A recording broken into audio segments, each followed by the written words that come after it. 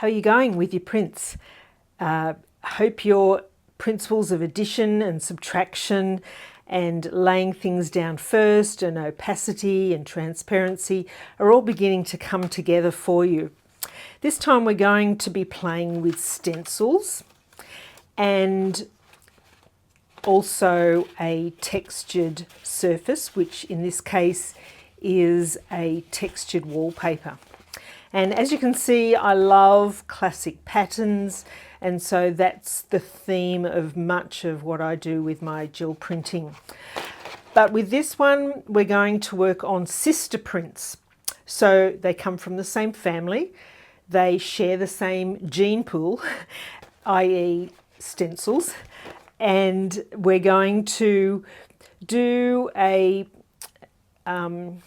like a yin and yang, I call this, where we're stamping with this, or stenciling with this, and I'm going to use gold, stenciling on one and then turning it over and using the actual stencil then as a stamp, so nothing will go to waste.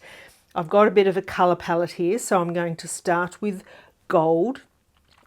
And the other thing is I'm also starting with a finer, more detailed pattern first. So as I said previously, this layer will go down first and then be uppermost in your print. All right, I'm clearing away all my colours. I'm going to use a little sponge to apply the gold paint. Again, I don't like borders. I'm going to just put it quite randomly. I've got my 5x7 gel plate and a 6x6 inch square. So as I said, sisters, they come from the same gene pool as far as the colours I'm going to use and also the stencils I'm going to use, but they're going to be a little bit like opposites. So over here I'm just pouncing out my gold, and then I'm going to just lay it on my stencil here quite randomly and stencil that pattern on. And before it dries, I'm now lifting that up and going to apply that down here, and hopefully it will just add a bit of pattern. And so often with stencils, I actually prefer that print to that print, but we'll go again.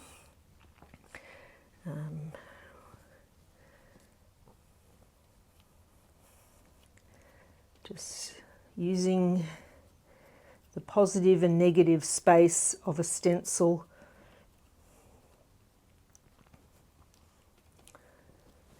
And now just laying that down and hoping it transfers. There we go. So it's just subtle but very pretty.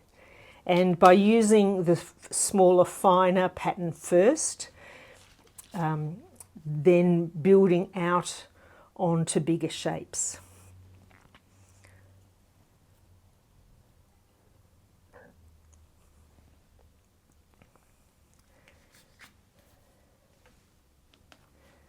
It's just a small one. I'll do a bit more because I do like it.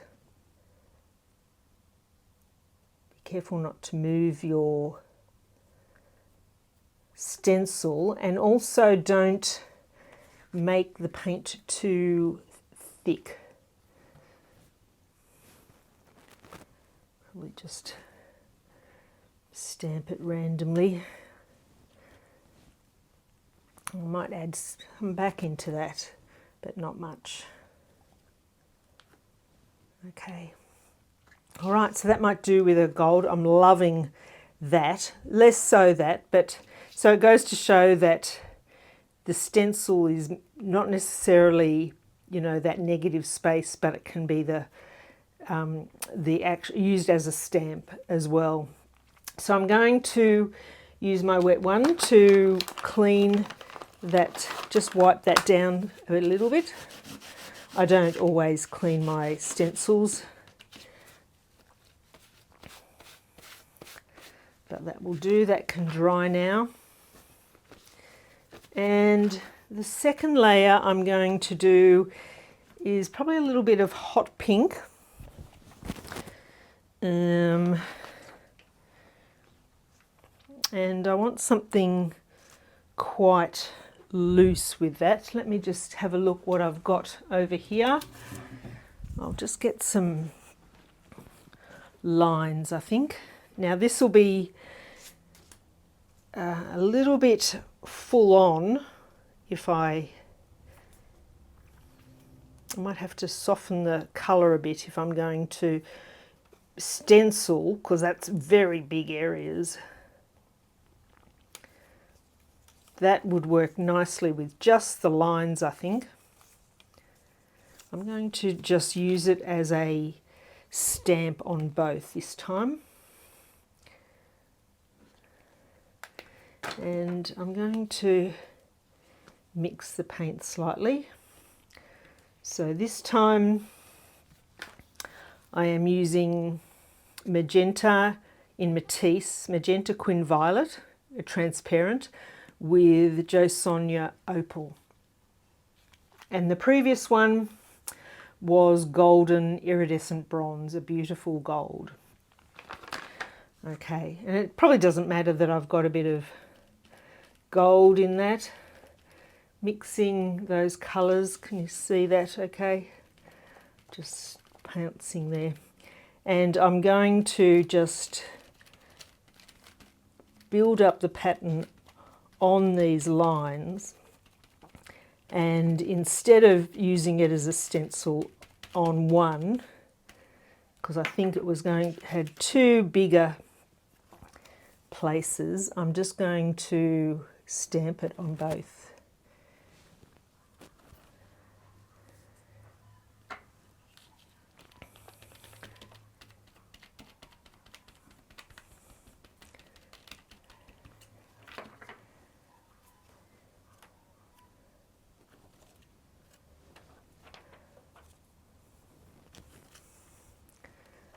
Just a little bit more.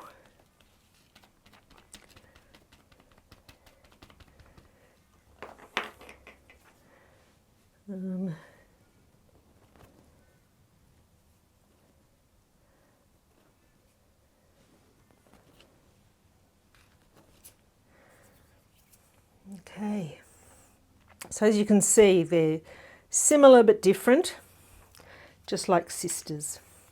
So I'm going to just clean up a bit and then get into our next layer. Just before I continue on with these sister prints here, just a word on text, both for stamps and stencils. So if with regular stamps, any lettering will be in reverse, so that as you apply paint or ink, then you stamp it down on your final surface, then it will be the right way around. With gel printing, those stamps will go from backwards to frontwards, and then when you print, they'll be backwards again. Now, often in our mark making and our collage, having letters in reverse is totally fine, and that can be just a feature you're looking for. But just be aware that regular stamps will go down onto the plate and look as though they're going to be great, because they'll be in the order and the right way around, but then keep in mind when you print them, they'll be reversed again. The difference with a stencil is that you have the choice of one side or the other. So the principle to remember with gel printing is right way, then you put it down on the plate, which will look as though it's the wrong way, but then when you pull the print, it will be right way. So you don't have to reverse it. I will be doing the stamping and then, or the stenciling and the stamping with this one, but I've got the choice of both sides. So it does sound complicated, but yes, just remember right way, wrong way, right way. I hope that makes sense. Okay, I'm going to use a little bit of my gold. I'm going to keep with the warm colours. I've cleaned my little sponge and just warming that up a bit, making it might just put a little bit more brown in there. So it contrasts a little bit more to the gold, but has a little bit of a bronzy look to it. And I don't want too much on it. So this one will be, we'll turn this way, and I'm going to use it as a traditional stencil, and then lift that off, and I'm going to stamp it here.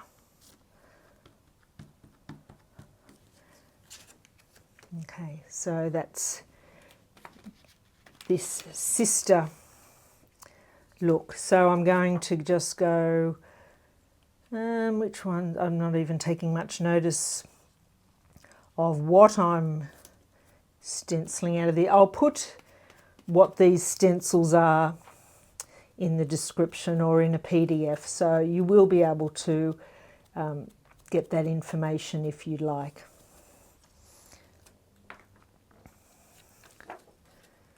And it can go down.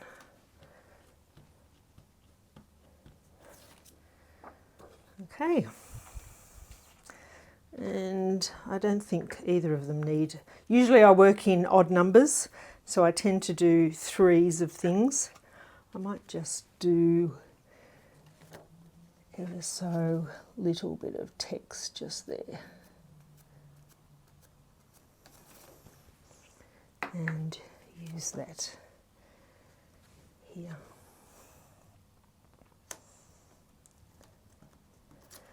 Okay. So there's our sisters developing nicely, very differently. So that's the, mostly, except for the pink, that's the stenciling and this is the stamping. So I want to add something else, but I don't want to bring in another pattern. And so what I'm thinking of doing is just doing a bit of splatter, which splatter is always good. So I've used, this is a very well-worn golden bone black. So it's just got a slight brown look to it. On the back here, this is the older, I think these are the older ones where it's more on a scale, so it looks like it's right up in the opaque section. And I'm just going to water that down quite a bit with some matte medium. And I'm going to get this is a fan brush, and I'm going to give that a mix because I want to water it down quite a bit so that it'll splatter. I might need some water as well. I'll just pop a little bit of water in there, just making it up as I go.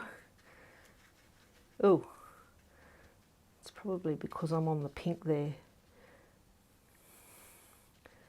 So that's, I quite like that, just that bit softer black, and hopefully that will splatter. Might need a little bit more water. And this will take quite a bit of time to dry because that will be a high percentage of liquid. So I'll be just letting that sit here for a while. Turn the camera off, and hopefully it'll probably splatter everywhere, but I just want some splatter. Nice big blobs. Oh, that's going to look nice. I'm making a big mess for future part of the course, but there we go. That's all good. So I'm liking that. So I could have used, I do have a stencil with splatter. I think that's where I got the idea from, but that's just a little bit predictable. I didn't want to use that, but just by watering down, you can't quite see, that's just a watery sort of grey mess, and tapping it on my hand, and it needs to be quite watery to get that off. But as you can see, some of those blobs are pretty big and wet, and so that will need to sit and wait. You can't put a hairdryer on that because it'll disperse them too much. I've made a very big mess on my table, but that's okay. And then I'm going to let that dry. That could take an hour to dry, and then I'm going to come in with a really bigger shape in with the background, keeping in mind that what we put down first, our gold lacy stencil went down first. Then it was, where did I put my pink? I think I've put it away. Using the pink stencil as a stamp. And then we've gone in with some brown lettering, and now we've done some splatter. So I'm going to let that dry, and then we'll do our next layers. The splatter on our two little sisters here is now dry, so it's ready for the next layer. And what I want to do now is bring in a couple of big shapes. So I'm going to use this textured wallpaper, and this does take a little bit of time to work as a stamp. If I was to roll that on and go the first time in, it's unlikely to create much of an impression. So what I'm going to do is just roll on some opal. So I'm going to just put a lighter muted pink down on this. I'm going to roll it on with my speedball roller, and I'm just going to test it on a scrap bit of paper down here. So let's just give that a go. So we're going to need a fair bit for to just really work into the plate, to work into this textured wallpaper. You can buy this as samples. So I happened to find a whole book from a wallpaper shop, which was amazing. Did a bit of dumpster diving to get it out. Not quite, didn't quite go in, but we did get it out of the dumpster. The lady, the owner of the shop, was actually throwing it out the day before, I think it was, so I was very, very fortunate. So I'm just going to see how that goes with it. Yep, that's pretty good. So I'll need to just apply a bit more again. Not sure whether you can see that. I'm just rolling out the paint here.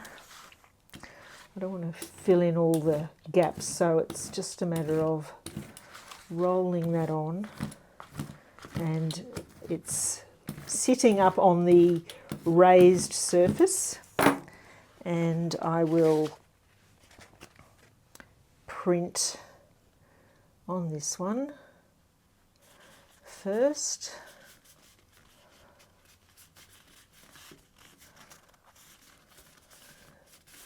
Not move it.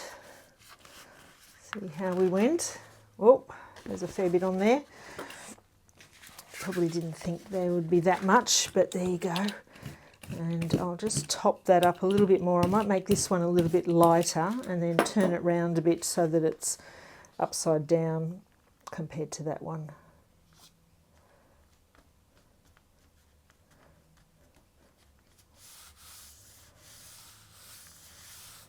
So a bit of a lighter touch on that one.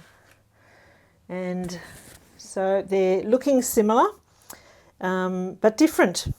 And so I will dry them, and then we're going to work out what our substrate is going to be for both of those. So our sisters are going to be both pulled with a matte gel medium. Remember that the paint is dry and dry won't lift. So what we're doing is applying what will become a transparent medium, and we're going to print this sister onto a book page and this sister onto a piece of tissue, and both can be used in collage. So, and it's just that all that pattern making on the plate will hopefully lift beautifully and be used in tissue, to be used in collage, and then this will print over the text and you should be able to see that. So I can roll them both out together. They shouldn't dry in between, I don't think.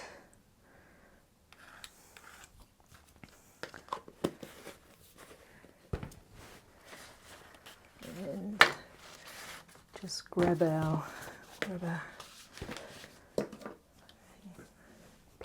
palette to roll off on. So number one.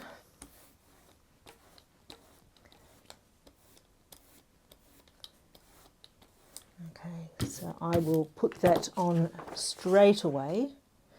Which one do I want? I think I want that side. Laying it down, giving it a good massage, making sure there's good contact. And that little girl can just sit and wait her turn. And we'll go with this one.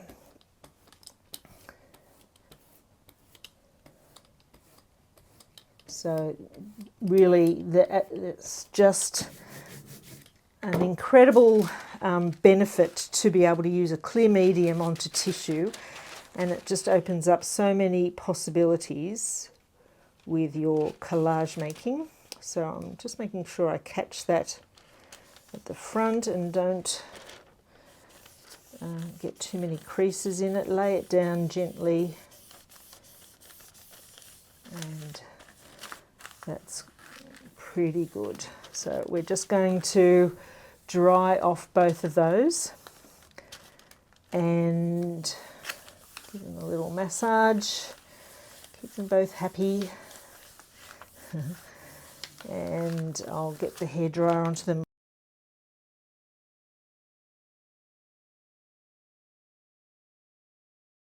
Just a point to mention is with some of these older papers, they can be quite delicate and can tear on the gel plate. So let's hope this one doesn't. I will pull this one first. Hope it lifts off without, so it's leaving some areas was a little bit chunky.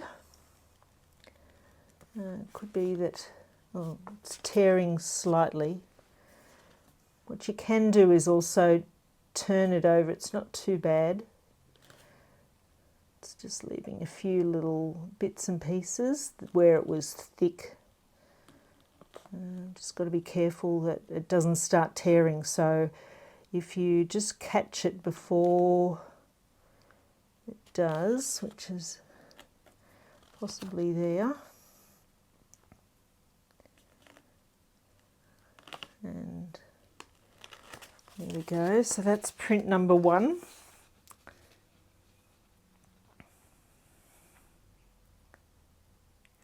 Pop that just there lightly. I won't stick it back down.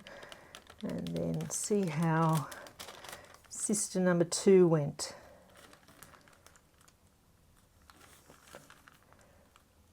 So you can see where the tissue, where it got wet, it expands and has created these little creases, but that's really just the nature of printing onto tissue. it does expand slightly. So there's that sister. I'll get a piece of cardboard so you can see it properly and see them side by side.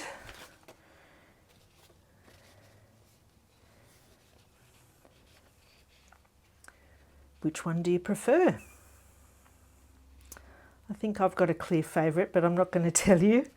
But that just shows you how you can build up patterns on the gel plate using your stencils, using the stencils as a stencil and then as a stamp, and getting both, getting good value because you're not wasting the paint that's on the stencil, and you're getting two similar but different, two sisters out of the one set of prints and stencils. So that's just another method you can use with your gel plate. And after you've finished using your gel plates, don't forget to clean them with a wet one or a baby wipe. I just like to keep them, now's the best time to clean them. I leave those edges. I think that they can, a little bit of paint build up on the edges is quite acceptable and can make it look quite nice on the next print. But some of these thicker bits are harder to remove once the paint really dries. So if I was to put them back in my pile of gel plates, and I don't perhaps use this size as much, this paint would be much harder to remove, and it's just healthier, better for your gel plates to keep them pretty clean in storage. So as I said, I don't mind the rough edges, and I'll just get a bit of a paper towel and wipe them dry, and those two sisters are good to go.